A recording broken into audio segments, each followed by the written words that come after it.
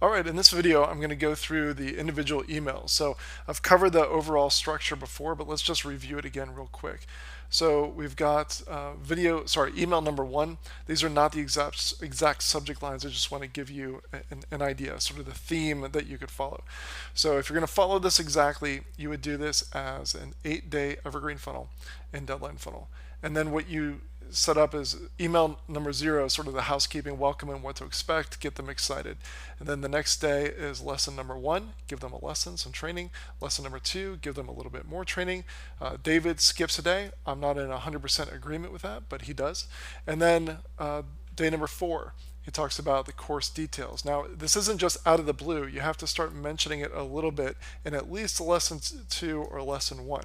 And an easy way to do that is to just mention, hey, I'm going to share with you a lesson today that comes from my overall course called XYZ. And let me just go ahead and share that with you now. I think you're going to find it really valuable. And then boom, you go in. So you've dropped it in there, but it's in context. So then you mention here are the course details. Feedback from students, this is just pure social proof and testimonials. Your questions answered, objection handling, look at everything you're going to learn. Again, recapping everything that they're going to get inside the course. And then on day 8, there's 2 emails. Mentioned this before, but I would recommend sending a third one right here. So you want 3 emails on that last day. David sends 2. Really simple emails, special deal ends tonight, and the last call. All right, so that's the overview. Let's go ahead and jump in and look at the specific emails themselves. Now, one of the emails that I'm sending you is actually the sort of the prelude to all of this, which I don't cover, but I just want to mention it real quick. And the reason why I sort of want you to skip this is because this is something that I think that would be best added in later. And this is where what David's doing, and he almost has to do this, is that he asks them, are you a beginner, are you an intermediate, or are you an advanced player? Now, there are other ways that you can segment your audience besides beginner, intermediate, and advanced. Another way would be to segment based on what their biggest challenge is. And there are other ways to do it as well. But one of the reasons why he really kind of has to do this is because for teaching people to hand pan, some people are coming in as a complete novice. Some people are going to be kind of advanced. Well, he's going to want to get a lot more advanced for the advanced people. And so what he actually teaches them, the tip that goes out, actually is going to change based on what they click here. It's going to segment his audience as well. And so I believe behind the scenes, he's going to be adding tags for beginner, intermediate, and advanced, so that if he comes out with another course, say just for intermediate players, then he can target just them.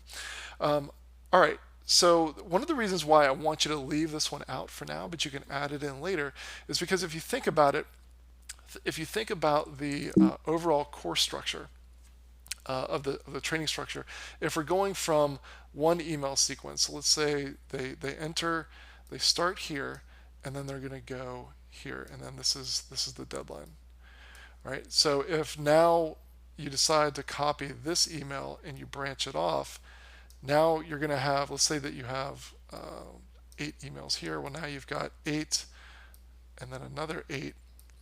So you've tripled the amount of emails that you've got. You could get more complex with things like based on the branching, 2 emails are different, but then the rest are the same.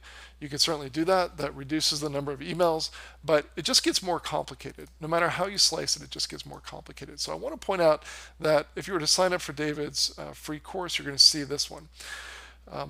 Add it in later. Get this up and running and then come back later. Now, after you click that, you get this is what I would consider to be the day 0 email. This is where I want you to start. So basically what you want to do is you just want to say, hey, I'm really excited to have you in this training course. Here are the things that you're going to learn over the coming days. I'm going to send you an email a day. So you want to let them know what to expect. Hey, I'm going to send you an email a day. We're going to cover X, Y, and Z. You're going to love it. Lots of people are excited. I'm even going to share with you lessons that come from a paid online training course. And so this is going to be really, really valuable. Now that gets them excited about what they're going to receive, but it also drops the hint, hey, by the way, there's an online training course, without being salesy at all. Okay, so if you let them in on that, you plant that seed now, it's not going to be a shock later on. Oh, you're selling something.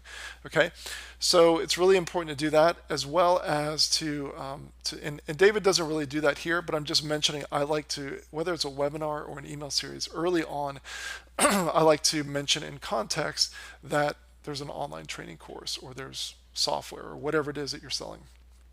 Okay, now what David does, which I love, is that he asks people to reply. And there are two reasons to do this. One is to get that ongoing feedback loop, so you can see where you're at. In this example, he wants to know how long they've been playing it, what type of hand pan that you own. I would usually ask something like, what are you hoping to learn, or what is your biggest struggle? What's going on with your business, or tell me where you're stuck with your fitness. It just really depends on your market. And so that's going to give you this ongoing feedback loop of the language that people use, ideas for additional products, ideas for objections that people have, ideas for hot buttons, things like that. So it's a really, really valuable tactic. The other thing is that for everyone who replies, it will alter Google's algorithm in terms of what actually gets through to their inbox. And so it's going to help with your deliverability for everyone that replies to it. Okay, so let's take a look at this next one. So this is where David is now teaching a lesson. Let me zoom in a little bit. All right. So the subject line is ready to learn this great pattern. So you could easily adopt that for whatever it is that you're teaching. All right.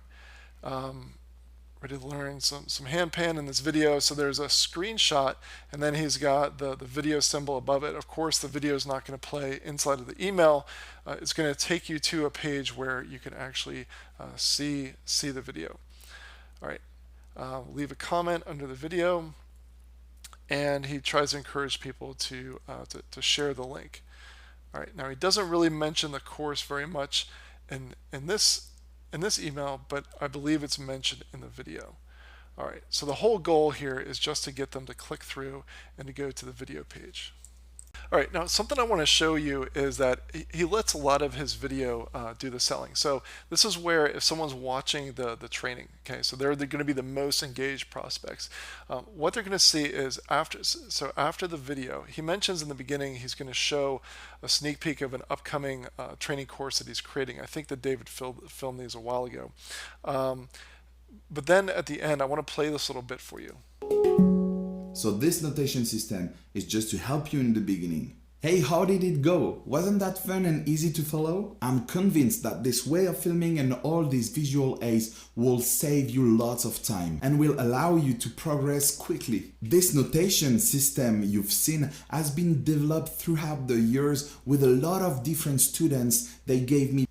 Okay, and so what he's doing is he's talking about the program, and he's going to get a lot more. So he's kind of talking conceptually about the way that he teaches and just sort of the methods. And so this is another introduction to his system, and just, if you buy into the way that he teaches, if you buy into him, you of course see him on the video.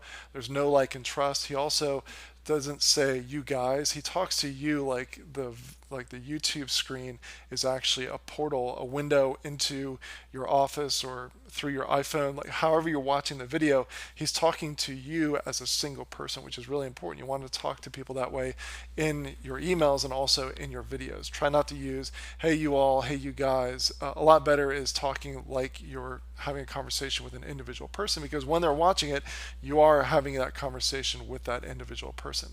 Okay, so I'll move on to the next email.